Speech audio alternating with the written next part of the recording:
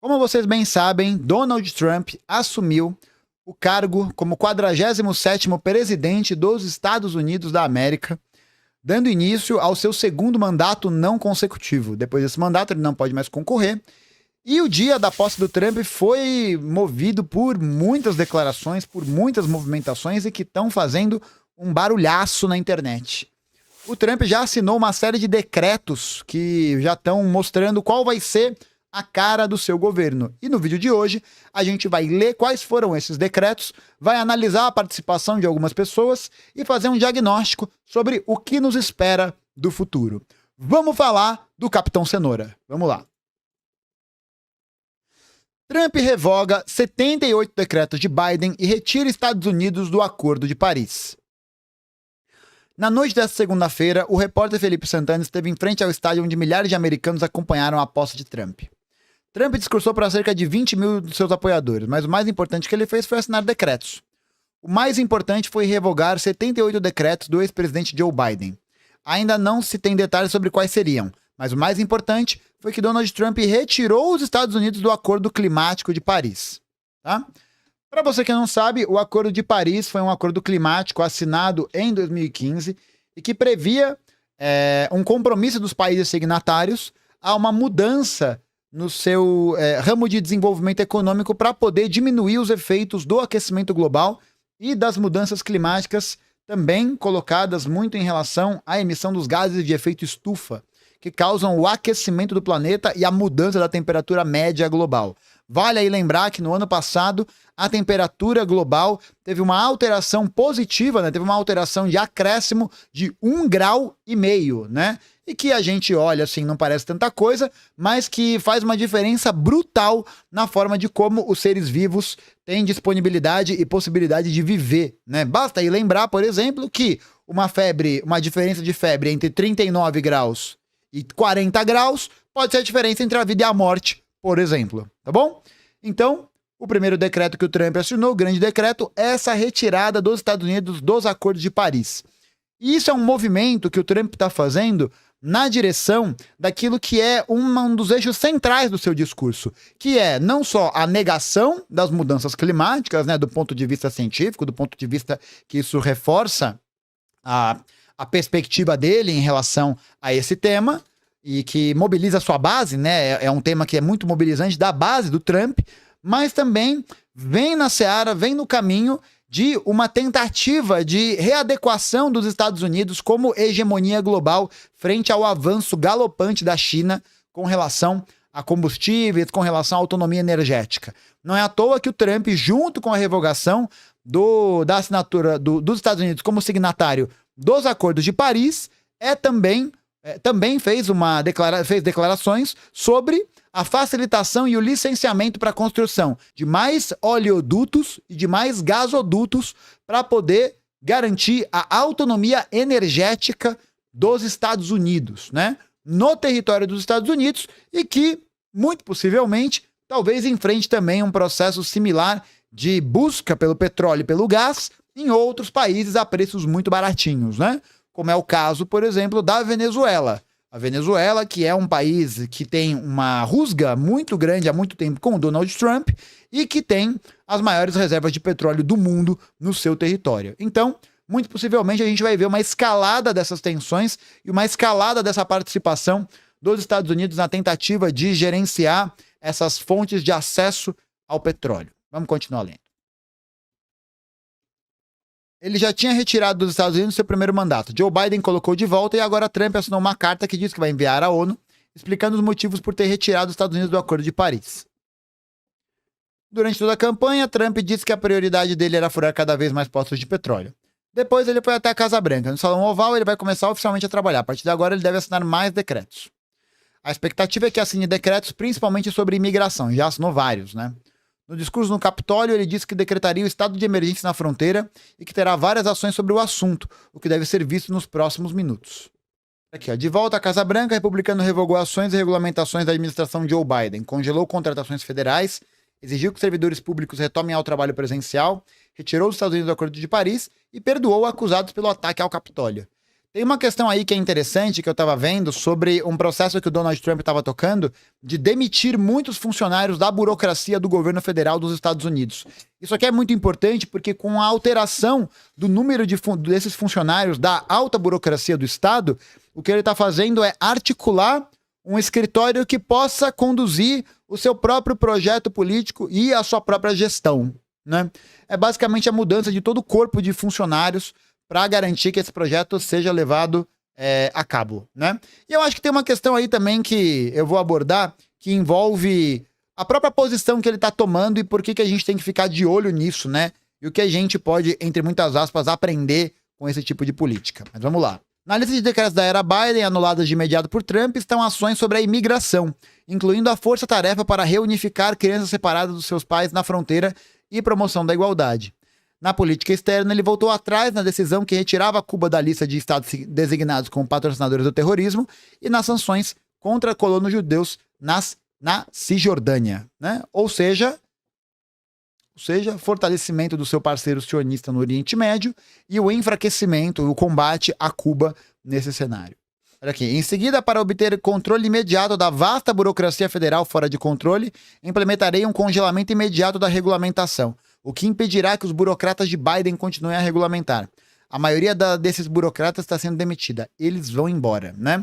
Então, uma movimentação para poder garantir que todos os elementos de controle do Estado capitalista possam estar sob as suas mãos.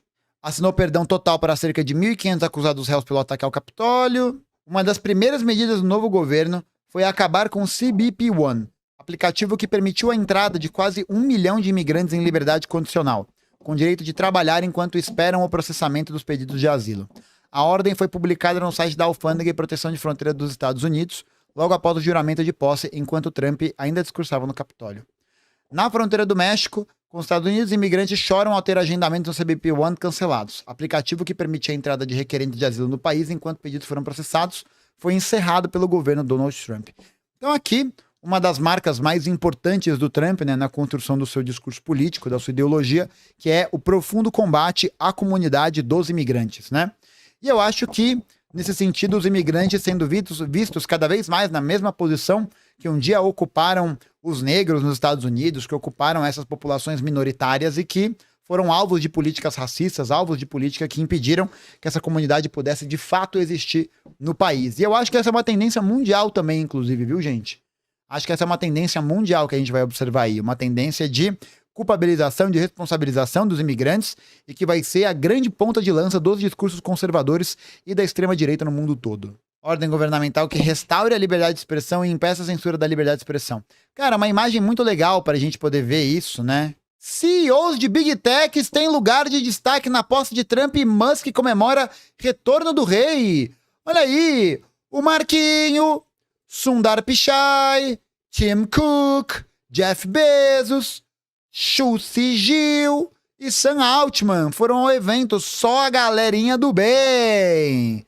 Só a galerinha... Ó! Ó! Esse cheiro de leite azedo. Ó! Olha só. Quem diria, né? Quem diria que empresários de Big Techs de repente pegariam as políticas de diversidade, dariam o crossover e jogariam na lata de lixo da história assim que o Donald Trump assumisse o poder, né? O que demonstra pra gente também o quanto a política conduzida pelos democratas de inclusão era uma política de perfumaria política, né? Era uma política de perfumaria diante dessas relações que estão colocadas ali, né? Tô passado com essa informação. Bastante empolgado, o rapaz estava empolgado. Musk teve mais destaque que os rivais. Ele fará parte do governo Trump, chefiando o departamento de eficiência. Muito bom, né? O cara que criou o Hot Wheels do inferno, que é o Cybertruck, que é uma bosta, né? Que a gente viu que é um carro lixo do caralho, vai chefiar o departamento de eficiência. É tipo você dar o controle desconectado do videogame pro cara, né, mano? É isso, no final das contas eles estão criando esse departamento pro Musk parar de encher o saco. Que não é um órgão oficial. É um controle de videogame desconectado. Por isso também pode discursar em um evento para apoiadores associado à posse. Acabou despertando polêmica nas redes ao fazer um gesto associado nas redes sociais a uma saudação nazista. É impressionante também como a Globo dá um biruleibe do biruleibe, né? Tipo, é uma coincidência, gente. E ó, um detalhe importante. Teve muita gente que falou que a Kamala Harris, que outras pessoas fizeram um gesto parecido com esse aqui. Isso é mentira, tá? Nessa foto que a Kamala Harris tá levantando o braço desse jeito, ela tá gesticulando há muito tempo desse jeito aqui, né? Falando assim, taranã, taranã. Todos vocês sabem que eu não defendo a Kamala Harris, não defendo o Joe Biden, quero que se explodam, tá? Mas a verdade tem que ser dita. E o Musk aqui faz uma saudação de Sieg Heil. É isso, né? É isso. E faz isso para levantar polêmica. Faz isso porque sabe que esse tipo de gesto vai alçar ele a uma posição de destaque e de notoriedade nas redes sociais. Porque isso inflama a militância, né? Inflama a militância e inflama a militância porque reforça os principais aspectos de apoio que essa militância tem em relação a essas figuras de lideranças, né? Que é, na verdade, esse trunfo da extrema-direita. Porque o Trump tá falando que vai perfurar, que vai tirar acordo, que vai isso, que vai aquilo, e não está cedendo, e não está hesitando, não tá mudando de discurso, não tá mudando de posição. Então isso faz com que os apoiadores desse tipo de iniciativa, desse tipo de política, se tornem ainda mais apoiadores. Você está conseguindo fidelizar seu público cada vez mais, né? A América está indo para Marte. Musk tem planos de colonizar Marte com a SpaceX, sua empresa de voos espaciais privados que mantém contratos inclusive com o governo americano. No X, Musk postou a frase "O retorno do rei", junto com uma colagem de imagens da conta de Trump, a primeira que foi suspensa no antigo Twitter, e o novo perfil presidencial. Olha aqui, President of the United States. The Golden Age of America begins right now. Cara, assim, não é novidade, né? Deixa eu até voltar aqui para poder fazer aqui uma retratação, assim. Gente, não é novidade na história dos Estados Unidos que você tem esse tipo de discurso sendo veiculado, né? Principalmente associado com um discurso muito conservador. O Ronald Reagan já havia utilizado o MAGA, o Make America Great Again, como um alicerce central na sua política e na sua movimentação ideológica. Eu acho que isso é muito importante porque também tem um caráter muito revelador daquilo que eu comentei no vídeo do Big Stick, o imperialismo dos Estados Unidos. Rebota o vídeo aí na tela, por favor. Que é o fato de que os Estados Unidos foram uma nação construída a partir de um ideal, pelo Destino Manifesto, que se vê como uma nação que tem a incumbência, o dever, a missão de levar a democracia, a liberdade e a civilização para todos os povos, né? E por liberdade, civilização e democracia, você pode entender invasão, avião F-15 e financiamento de soldados e de operações militares para poder destruir qualquer perspectiva de autonomia e de autodeterminação dos povos, né? E aqui, mais uma vez, quando a gente fala da Era de Ouro de América, apoiada nesse sentido, nesse discurso, é exatamente um reforço dessa perspectiva e é um reforço dessa dimensão, né? Daquilo que a gente poderia claramente, tranquilamente encarar, e aqui, sem nenhum tipo de aspecto moralista em relação a isso, mas como fascismo, né? Essa ideia de que existe uma comunidade imaginada, uma comunidade nacional, baseada em uma criação histórica de longeva, uma criação histórica muito antiga e que tinha a verdadeira síntese, né, o verdadeiro ápice da civilização, e tentar colocar esse referencial de civilização como referencial de civilização do centro do mundo, né? Quando a gente fala de fascismo, é disso que a gente está falando. A gente está falando da formação de um ideal nacional que é baseado nessa construção de uma ideia de que essa nação, de que essa comunidade, de que esse grupo tem um lugar especial na história e que tem uma missão especial na história de condução dos outros povos a uma verdadeira civilização, né? Não é à toa que o Reagan, ele vai também se inspirar muito nesse princípio, né? Ele vai se inspirar muito nessa ideia dos Estados Unidos como o alicerce da civilização liberal. Não é à toa que o nazismo vai se alicerçar muito nessa perspectiva de colocar os alemães, colocar o Reich, o Terceiro Reich, como algo que remonta à antiguidade clássica, né? Como algo que remonta a uma época em que a civilização estava no seu apogeu, né? Em que você tinha ali uma civilização de homens fortes, belos, inteligentes, e que vai conviver muito bem, obrigado, com a ideia de que para que essa civilização possa existir, é necessário que você submeta outras civilizações a essa hegemonia, né? Seja ela a partir de uma hegemonia cultural, como é o caso, por exemplo, do que a gente viu na Alemanha nazista, né? Durante o apelo muito grande que os alemães tinham naquele período para a arte clássica, em contraposição à chamada arte degenerada,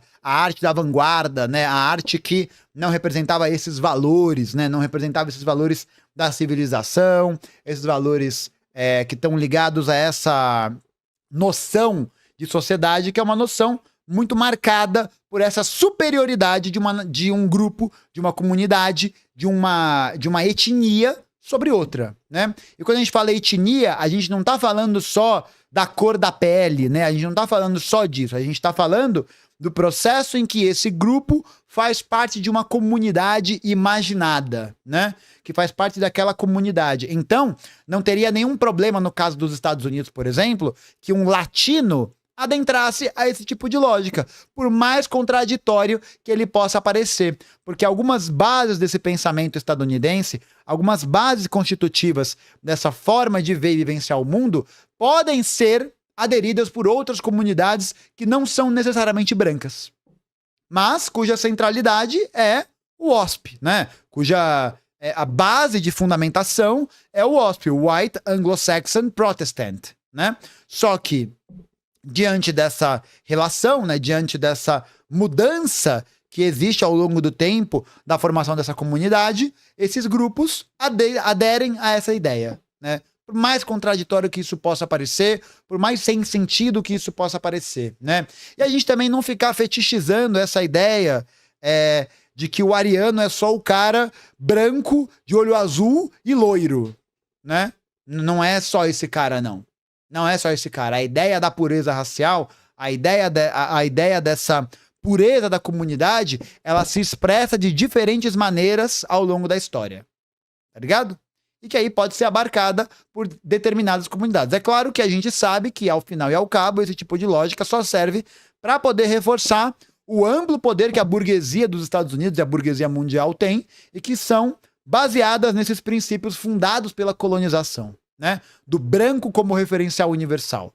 Não é à toa que o Trump também já está falando de colonizar outros espaços, né? E aí a gente está falando do Canadá e da Groenlândia. Tá bom? Então esse é um detalhe bastante importante e que aparece, inclusive, na própria forma no discurso que o Elon Musk coloca, né? De que a vitória do Trump é uma vitória da civilização. Por isso que ele faz o Sieg Heil, né? Porque é construída todo um alicerce em cima dessa vitória que está pautado nessa noção de civilização. Então agora a gente tem uma sociedade que vai dar certo, uma sociedade que vai voltar a esse princípio ideal, que vai voltar a essa dimensão de quando todos éramos muito felizes, né? E essa noção de maior nação da Terra é baseada, no caso dos Estados Unidos, em quê? Em imperialismo. É baseada na noção de que eles têm o direito divino, e é bem isso, direito divino, né? Porque afinal de contas, se você tem esse ideal de liberdade super abstrato, né? Super metafórico, super nas nuvens a bublé, esse ideal é um ideal que se posta como algo divino, como algo metafísico, como algo desligado de uma realidade concreta e que, por ser esse ideal metafísico, baseado nesse ideal de civilização, de controle, de superioridade, garante, permite, entre muitas aspas, que os Estados Unidos possam invadir lugares. E a gente sabe que esse ideal está sendo calcado, está sendo ali apoiado, na verdade, por um projeto econômico. E essa que é a questão. É impossível desassociar o capitalismo disso. É impossível. Impossível, porque o imperialismo, como uma fase superior de desenvolvimento do capitalismo, vai ser muito propício para que essa lógica possa se expandir. Não é à toa que a Primeira Guerra Mundial, lá em 1914, ela é o produto das disputas entre as diferentes frações das classes dominantes, né? Que estão disputando o controle dos mercados, os monopólios e tudo mais, e que vão se utilizar como discurso central, vão se utilizar como combustível dessa movimentação o chauvinismo, o nacionalismo xenofóbico, né? O nacionalismo que vê a sua civilização, que vê a sua sociedade, que vê a sua comunidade como uma comunidade que deve impedir que o outro adentre ao seu território, que o outro imponha seu modo de vida, para que o seu modo de vida possa ser garantido e que ele, portanto, possa existir permanentemente. E como um modo de vida não só ideal, mas que necessariamente vai ter expansões colonialistas. O nazismo, gente, nada mais era do que isso, né?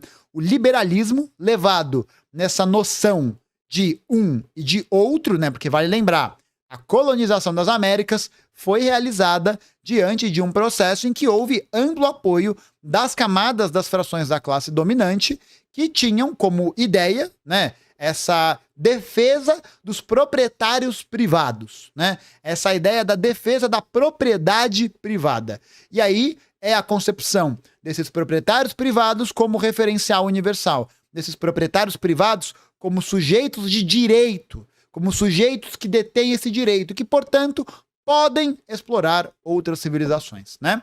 É a colonização que cria essa noção de outro, né? De outro povo, de outra civilização, de algo que é distinto de nós, né? Do nosso modo de vida, né? E não que as culturas não tenham diferenças e não tenham distinções. Elas têm, mas essas categorias que são criadas durante esse período e que vão levar ao comércio de escravos, que vão levar ao neocolonialismo, que vão levar a essa dominação da África, da Ásia, da América, que vai levar à aceleração de teorias do darwinismo social, por exemplo, que vai ver esse branco universal, esse branco nesse referencial clássico como o exemplo a ser seguido, como o ideal, né? Como aqueles que seriam sujeitos de direito natural, né? Que têm direitos garantidos por Deus. Então, vai ser essa lógica que vai nortear a maneira de como essa política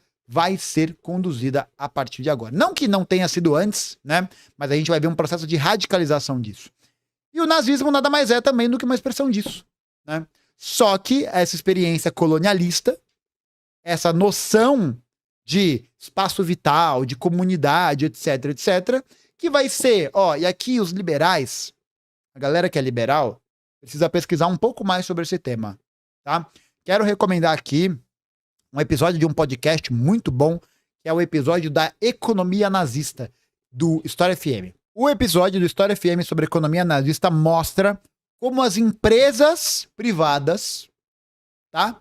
As companhias, os capitalistas da Alemanha, dos Estados Unidos, da puta que eu pariu, foram beneficiados pelo modelo de implementação do regime econômico do nazismo na Alemanha. Procura lá, História FM, Economia Nazista, você já encontra rapidinho e é um tema muito bom, tá? E a grande questão é que esse projeto colonial foi levado para a Europa. Foi levado para a Europa, você tem ali uma contraposição de poderes, né? Você tem ali um embate, mas a origem dele está no aprofundamento das relações capitalistas, nessa noção de dominação de um povo sobre o outro para o controle dos mercados, para o controle dos monopólios, né? E aí você usa esse discurso nacional chauvinista, esse discurso xenofóbico, para você poder colocar um trabalhador contra o outro, né? Até me perguntaram aqui na live dos membros mais cedo, inclusive esse vídeo está sendo realizado na live dos membros, né? Se você quiser acompanhar esse conteúdo feito exclusivamente na live dos membros, clique em Seja Membro e torne-se membro você também, porque acho que eu vou publicar esse vídeo, né, fora, né, porque acho que vai ser importante. Mas o que acontece é o seguinte, esse tipo de lógica, ele é utilizado para colocar um trabalhador contra o outro. Porque quando você produz essa ideia de uma comunidade imaginada, de uma cultura contra a outra, você meio que cria uma cortina de fumaça que impede com que os trabalhadores vejam que a exploração deles é uma questão internacional. Que a exploração deles está articulada de maneira internacional. Porque essas burguesias se articulam de maneira internacional, né? E aí, que perguntaram aqui na live, eu não me sinto bem fazendo parte de um partido comunista ou de uma organização comunista fora do Brasil, porque eu estou lutando por alguém que não é da minha terra. E isso não existe. Nós comunistas entendemos que um dos eixos centrais da nossa organização e da nossa mobilização é o internacionalismo proletário. É a gente entender que a luta do proletariado nos Estados Unidos, em Portugal, na Alemanha, em todos os lugares, é uma luta do proletariado brasileiro também. A luta do proletariado na Argélia, no Vietnã, na Papua Nova Guiné, sei lá, em Ruanda, é a mesma luta do proletariado brasileiro. Porque o capitalismo, ele não é um modelo econômico, ele não é um sistema que se manifesta única e exclusivamente em eixos nacionais. Não existe um capitalismo legal, um capitalismo bom, um capitalismo funcional e um capitalismo disfuncional. O capitalismo, ele é articulado e ele opera de maneiras distintas, em qualidades distintas, dependendo da posição que cada sociedade ocupa dentro do processo geral de produção capitalista. Tá bom? Então não existe essa de não valer a pena lutar por um outro proletariado. Não existe isso, tá?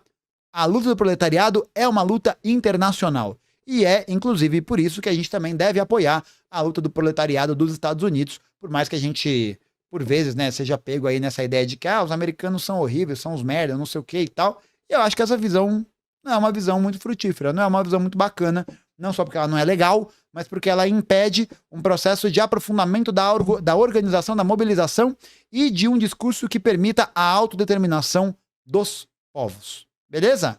É isso aí. Vamos ver o que mais. E tem um outro ponto que eu acho que é muito interessante para a gente poder fazer essa avaliação sobre essa posse, é que o Trump, de maneira muito populista, né, ele está tentando angariar e aumentar sua popularidade, principalmente diante dos seus eleitores, já está falando de planos emergenciais para poder lidar com a questão do custo de vida. Então é muito interessante porque você percebe no discurso dele uma tentativa de voltar ao American Way of Life, né? Uma volta a esse modelo de vida americano muito baseado no consumo, na compra do carro, na compra da casa, de uma maneira que você tenta reabilitar esse passado, né? Reabilitar e torná-lo vivo de novo no presente. E a partir dessa linha, né, de pensamento, que é a linha dominante, a linha hegemônica nos Estados Unidos até hoje, ele consegue angariar a sua popularidade e consegue também mobilizar mais os setores que estão em favor dele, né? Então esse é um ponto importante e que também se conecta com aquilo que a gente falou. A produção e a conexão com um passado idealizado. Com um passado que está ali colocado em uma certa visão que a história presente tem, né? Que é o American Dream, o American Way of Life, etc, etc, etc. Ele também declarou saída da Organização Mundial da Saúde em razão da má gestão da organização na pandemia de Covid-19. Vale lembrar também que os Estados Unidos foi o país que mais teve pessoas mortas pela pandemia de Covid-19. Tá? O que mais morreu gente por causa da pandemia. E em segundo lugar veio o Brasil, né? Coisa boa demais. Declarou a emergência nacional da fronteira. Revisão da política comercial. Pede a investigação dos déficits comerciais anuais e recomendação de medidas para remediá-los. Determina que se estude a criação de um serviço de receita externa para arrecadar tarifas, taxas e outras receitas do comércio exterior. Vai taxar. Vai taxar. Donald taxa. Revisa práticas comerciais com outros países para combater desvantagens competitivas e identificar novos potenciais parceiros. Determina a revisão e implementação de planos para fortalecer a segurança na divisa com o México. Suspender por 90 dias a entrada do programa de admissão de refugiados. Revogou o Green New Deal, né, que eu já havia comentado, que aumenta o volume de licenciamento para a extração de petróleo e gás. Aumenta as penas de deportações para imigrantes ilegais. Cria forças-tarefas para combater crime nas fronteiras. Pede a revisão de financiamento a projetos que apoiam estrangeiros ilegais e interrompe benefícios sociais concedidos a pessoas sem autorização. Revoga restrições anteriores e prioriza a exploração de gás natural no Alasca e facilita o desenvolvimento de infraestrutura rodoviária. O programa America First define o sexo como uma classificação biológica imutável, em que só existe homem e mulher. A norma impacta o registro em documentos do governo. Também determina a suspensão de materiais que promovam a ideologia de gênero e o financiamento a programas sobre o tema. Acaba com o direito à cidadania norte-americana para nascidos de imigrantes ilegais nos Estados Unidos. Isso aqui é foda, hein? Isso aqui é pesado. Bem pesado. É o cerco total. Aumenta o rigor com o controle migratório. Orienta o Procurador-Geral dos Estados Unidos a incentivar a pena de morte pelo país, incluindo para crimes capitais cometidos por estrangeiros ilegais e a proteger esse direito nos estados. Mano, caralho, velho. Caralho. Veta energia eólica. Determina a renomeação de locais e monumentos relacionados aos Estados Unidos, incluindo o Golfo do México, que passa a se chamar Golfo da América. Caralho, velho. Não, é isso. 33 tá se repetindo. Galera, é isso, né? Acho que a dimensão do que a gente tá vendo agora, né, é a preparação de um terreno para uma terceira guerra mundial. É isso. Os tambores estão rufando cada vez mais alto. É isso que vai acontecer. É isso que vai rolar.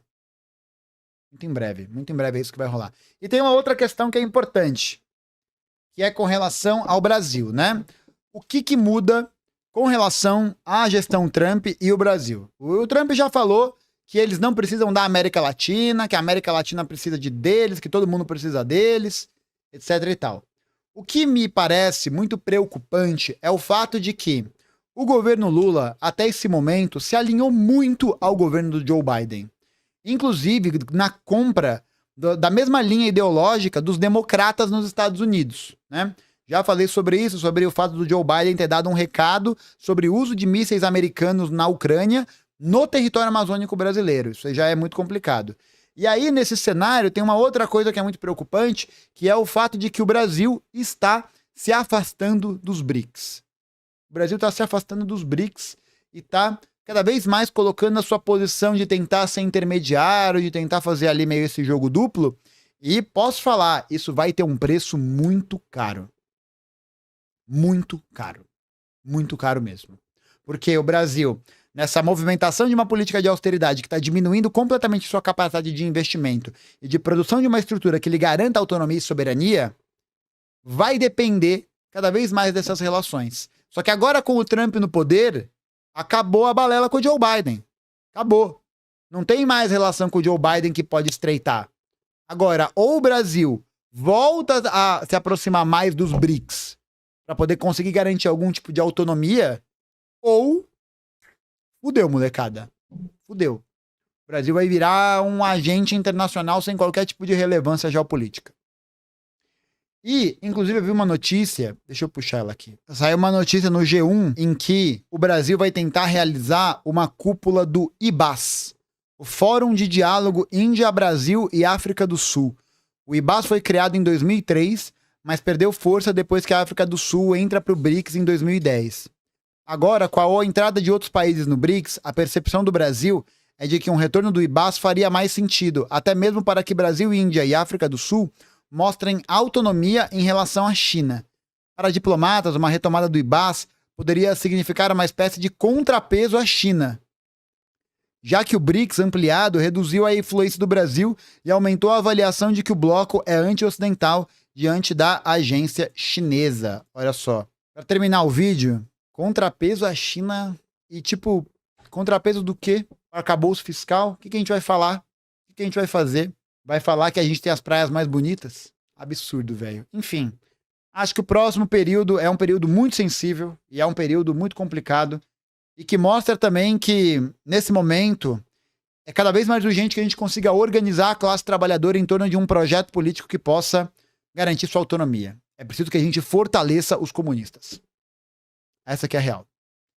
Porque lá em 1939, o que permitiu com que essa ascensão nazifascista pudesse ser interrompida não foi o mundo liberal, mas foi o projeto soviético, mas foi o socialismo soviético, a organização da classe em vários lugares que combateu de maneira assídua, de maneira pesada, todas essas influências. Então, se a gente não fizer isso, se a gente não conseguir reorganizar as bases da classe trabalhadora nesse sentido, para poder disputar essa hegemonia, a questão vai ficar muito complicada, viu? Muito complicada. Mas é isso. Espero que vocês tenham gostado do vídeo. Não esquece de curtir e de comentar o que você acha sobre esse tema. Se você acha que azedou ou se você acha que a gente ainda consegue ter uma possibilidade de organizar o seio da classe trabalhadora nesse lugar. Beleza? Não esquece de se inscrever no canal e também não deixe de se tornar membro. A partir de somente R$5 por mês, você acompanha 2 lives extras e também acompanha todos os conteúdos que a gente posta aqui no canal. VOD e os vídeos adiantados, beleza? É isso. Valeu, um beijo e até mais. Tchau, tchau.